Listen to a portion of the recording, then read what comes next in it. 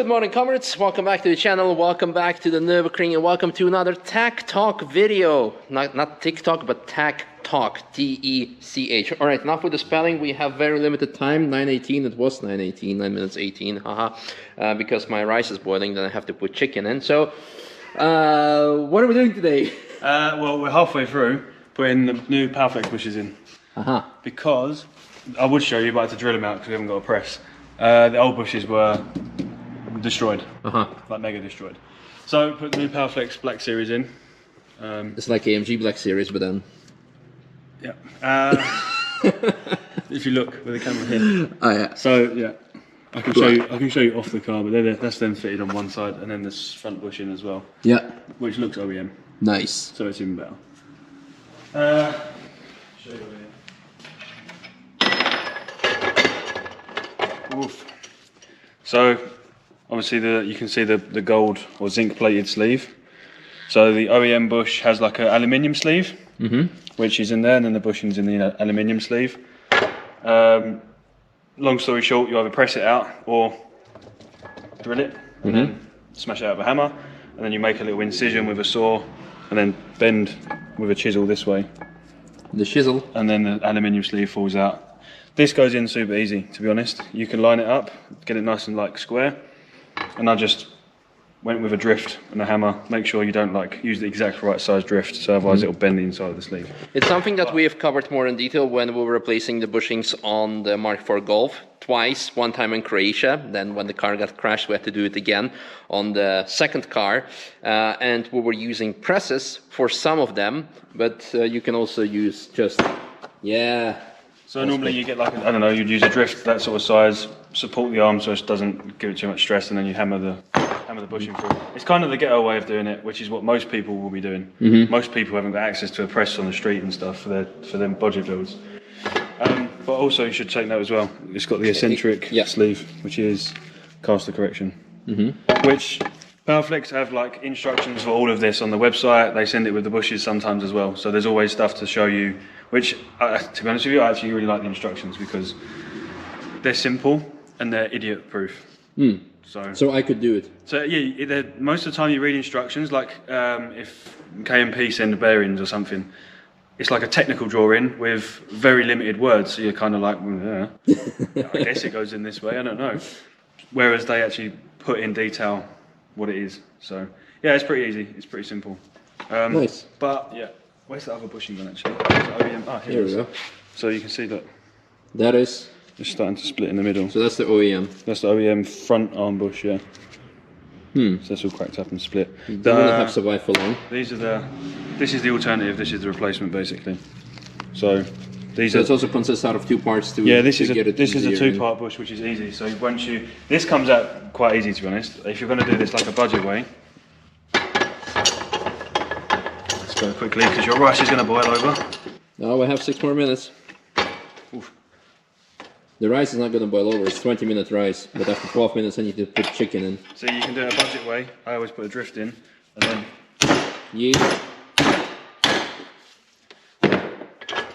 probably go tight with the arm.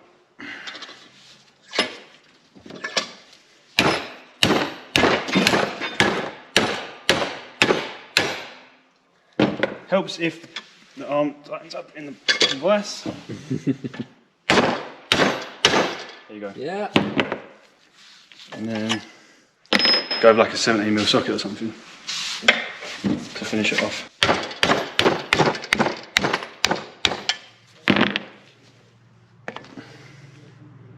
This one is less torn. Yeah, this one's actually okay. Which size is this? Side? This is the front right. So the front left was like fucked. Trying to think which curbs on the left. I mean, fuck's all with Mambo actually staying away from the curbs. Any curbs, are not good for the bearings and bushes and stuff anyway. But these are pretty falling. Oh, easy. So these are really easy to go. Are you using any grease? Not for like the ones that go in this easy as a two-part bearing, as a two-part bush. But on this one, I don't use grease on the metal sleeve because it's interference fit. So it's like just press in and it stays there. For pressing the rubber into the sleeve, you use fairy washing up liquid or like washing up liquid. we had some here. Because you don't want to use grease on that, because you don't want the bush to be spinning around all over the place, and then the grease can deteriorate bushings as well. Then you want to use a special polyurethane grease to put this middle sleeve in. You can see that there's like residue there. Oh yeah. So they supply that as well. It's on the side here. Yeah, This one. those black things, or white packets but full of black grease. Oh, this is actually clear, but it is. Yeah, Oh yeah. clear Okay. grease. Oh, I think there are two types. Could be. Yeah. But super easy. This is idiot proof. Put it in. Easy as that. You have to tap that one with a drift, but it'll go. It'll be Yeah. alright. Actually, I want to grease that, to be fair. Okay, now it's stuck. No, it's stuck. Yeet! Yeah. Awesome. So yeah, but it's cool because they work. I've had them on my Golf for what, 350 laps? 315 laps. 350. 350. 350 laps Wow. I've done in the Golf now, and that's like the only bushing. So the only bushing that was used was the rear, this bush basically on mine, and that was like, I don't know how old that was. It was kind of used when I put it in anyway. That's the only one that's shown a little bit of wear in the middle, but 350 laps on a car with no coilovers or anything, and it's like curbs in the Instagram story I just put up. Like, come on, it's done well. So Exactly. everything else is mint. The rear beam bushes, everything is mint. So Yeah, and important to mention, they are actually exempt from TÜV, right? they are exempt from TÜV, and I had this. If your TÜV guy starts kicking off about it, message TÜV and tell them this is the case, and they'll send you all the papers to say that they're exempt from TÜV, because they didn't find it necessary to test them because they're stronger than OEM bushings, but not a bearing, so they don't go to a metal bushing with a like a uniball or something. So yeah, it's just basically a different material which is actually stronger than rubber, so they don't need to be TÜV, which is pretty cool. Nice. So yeah, Easy as that. easy as that. So you told me off camera previously that it brings us an extra advantage of running extra caster, and that in the corners it will This not is have. obviously caster correction, and if you run it in this position they say, it gives you a tiny bit more caster. Caster is... Caster is the, I'll show you, it's easier. So caster is the swing, this angle. So positive caster, negative caster. So yeah, if you run a little bit more caster, essentially what happens with a wheel when you, on this side, come on this side, I'll show you, it's easier. So what happens essentially when you drive, as you accelerate, everything wants to do this. And the more you do this, obviously the more the geometry changes, which is why on the BMWs you put the Sherma kit we done, with the solid bearings on the caster on, it stops that initial movement. So with positive caster, it brings it, but you always get a tiny bit. So obviously if you have it a little bit more forward, it brings it more central. Obviously everything you want to stay level and even as it stands. So yeah, that's an added bonus. So is it only for acceleration or also in cornering? In corners as well. Obviously it stops everything moving around so much. It's what you want. You don't really want suspension geometry to be changing as you're driving. It's not ideal. That's why you go solid bearings, that's why you go solid top mounts. Yeah. So you not only have obviously better control and feedback through your steering wheel, but also that it doesn't change while you go cornering. Great example is the 993 project that will go more into detail later on, but I'm excited. They do also make camber and caster adjustable bushings. So these ones that they've supplied us, wait, I'm lost now. Here, the one for here and the one for here. You can get camber adjustable with like a little plate and a C-spanner, and you adjust that, and it's obviously eccentric, so it pushes the bushing round. So it'll give you more camber, and on the back it gives you more caster. You can adjust it, and either gives you that caster adjustment. Nice. So yeah, it's pretty cool. Cool. Any other bushings that we're going to change on the car? All of them. All of them? Yeah, we're going to change all of them. But at the moment, the ones that were worn out, we wanted to get them super quick. So they sent us to like literally express delivery. They were here like next day after they sent them. So that's cool. I remember I had to wait for mine for like 4 or 5 months, but it was because Brexit production and this and that, and COVID. So yeah, they sent us these out, and we've also got the engine mount, which I'm not going to change just yet because we're running low on time. So speaking of low on time, I gotta go put my chicken. But we'll do another video. We'll do another one on the thing. Or that's it. Vlog or something. Exactly. Hope you guys enjoyed. I'm excited to do a lap with it, and more than one lap. And we have a race coming up next week. But I got to run now and put the chicken in the water. So thanks, George. See you. Bye.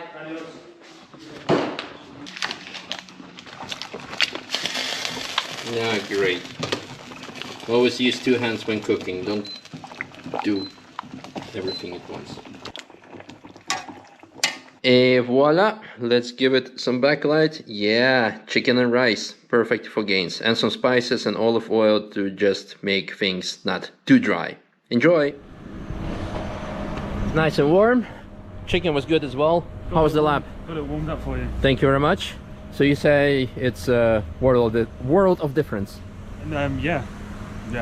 Let's try. You'll see. Okay, let's try.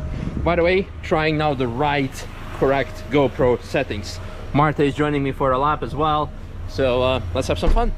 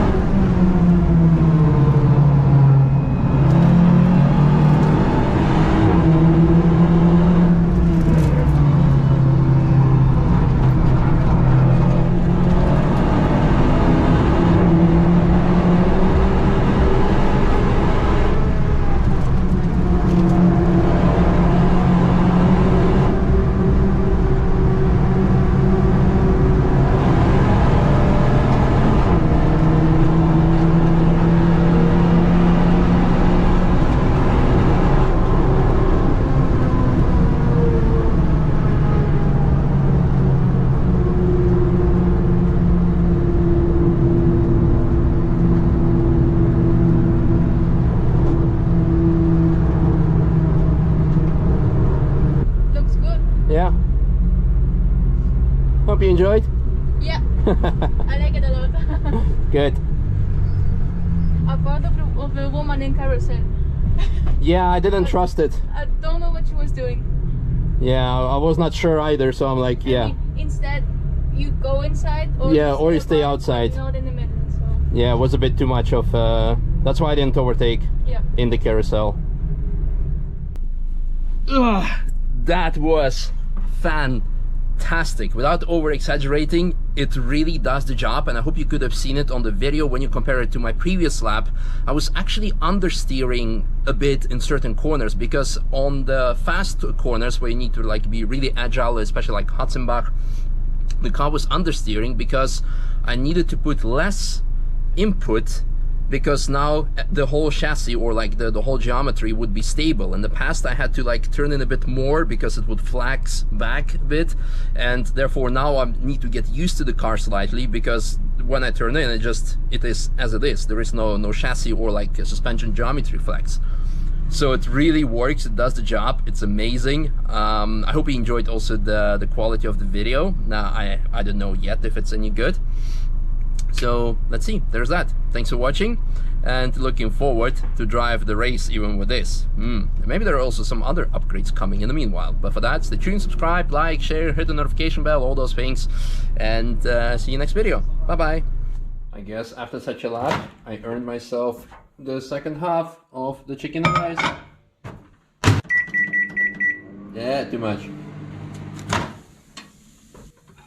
Yeah. Why so hot though? Double food chat. How's that for a video?